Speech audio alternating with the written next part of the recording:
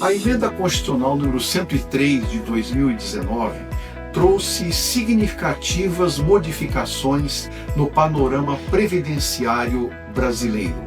E, como nós sabemos, vários desses pontos estão sendo discutidos no Supremo Tribunal Federal. Inclusive, entre eles, a forma de cálculo do benefício de aposentadoria por incapacidade permanente, também chamado de aposentadoria por invalidez. Hoje vamos falar sobre o que o Supremo Tribunal Federal decidiu a respeito. Então, fique conosco.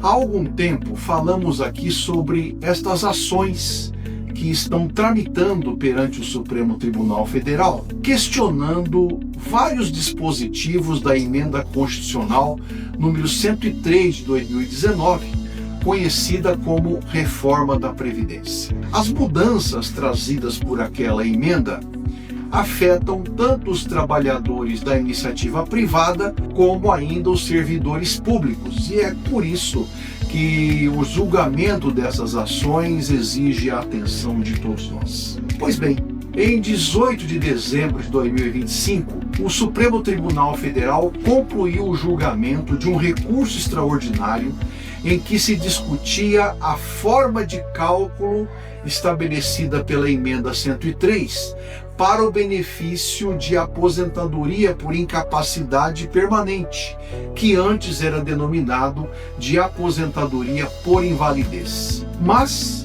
o que diz a emenda? Ela determinou que o valor deste benefício deveria corresponder a apenas 60% da média aritmética simples das contribuições do segurado. A emenda ainda estabeleceu que o aposentado por invalidez terá um acréscimo de 2% para cada ano de contribuição que ultrapassar o tempo de 20 anos de contribuição para os homens e 15 anos de contribuição para as mulheres. Vamos explicar melhor isso. No caso do segurado homem, se ele não tiver mais de 20 anos de contribuição, o percentual será de 60%. Se ele tiver 21 anos de contribuição, o percentual de benefício será de 62% sobre a média. E se tiver 22 anos de contribuição, o percentual será de 64%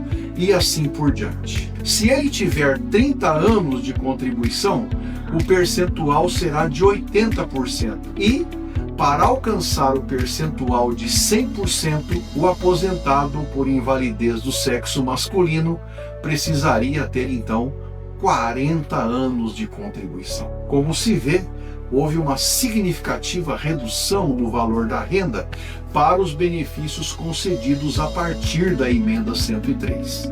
Importante destacar que isto, evidentemente, não alcança quem já era aposentado antes da emenda. Bem, mas e as mulheres? No caso da segurada, se ela não tiver mais de 15 anos de contribuição, o percentual será de 60%. Se ela tiver 16 anos de contribuição, o percentual será de 62%.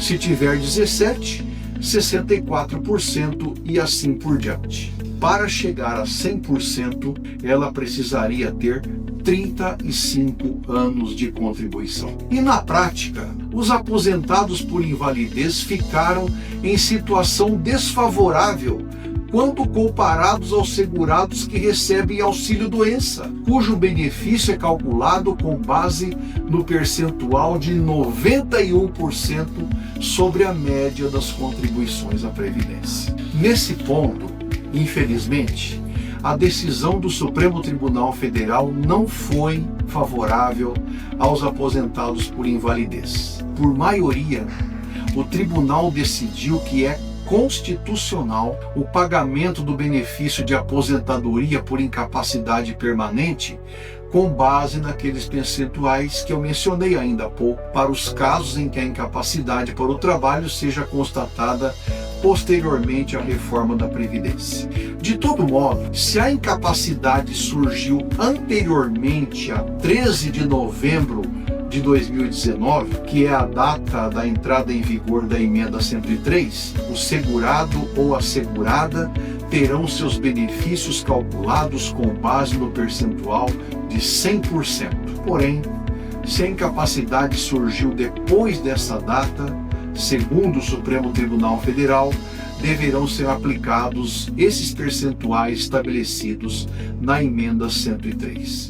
Mas existem 3 exceções. Se a incapacidade decorrer de acidente de trabalho, doença profissional ou doença do trabalho, o percentual continuará a ser de 100%. Acidente do trabalho é aquele que ocorre quando o segurado ou a segurada trabalha para uma empresa ou para um empregador doméstico, acidente este que provoque lesão corporal, por exemplo, um corte, uma fratura ou até a amputação de um membro, ou cause ainda perturbação funcional naquela pessoa, por exemplo, perda auditiva, perda da visão ou problemas psicológicos, causando a morte, a perda ou a redução da capacidade para o trabalho. Importante: as doenças profissionais e as doenças do trabalho também são consideradas pela lei como acidente de trabalho. E a doença profissional? Doença profissional é aquela produzida pelo exercício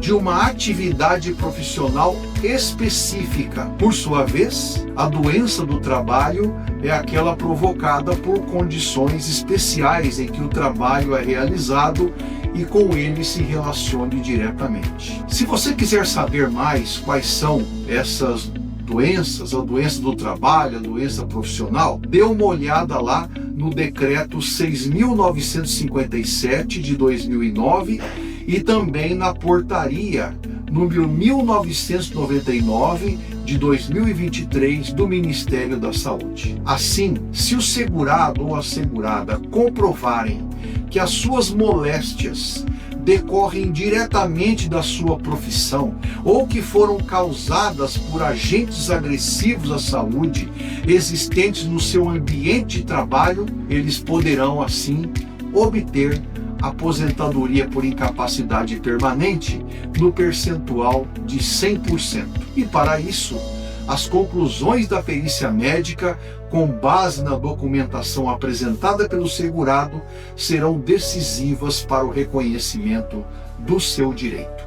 Por isto que é muito importante que nós guardemos, conservemos em boa ordem toda a documentação que diz respeito ao nosso trabalho.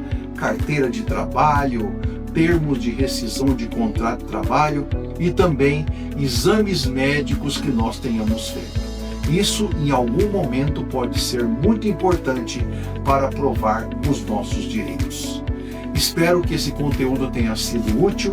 Se você gostou, deixa aí o seu like, o seu joinha e se inscreva lá no nosso canal Segundo Legem.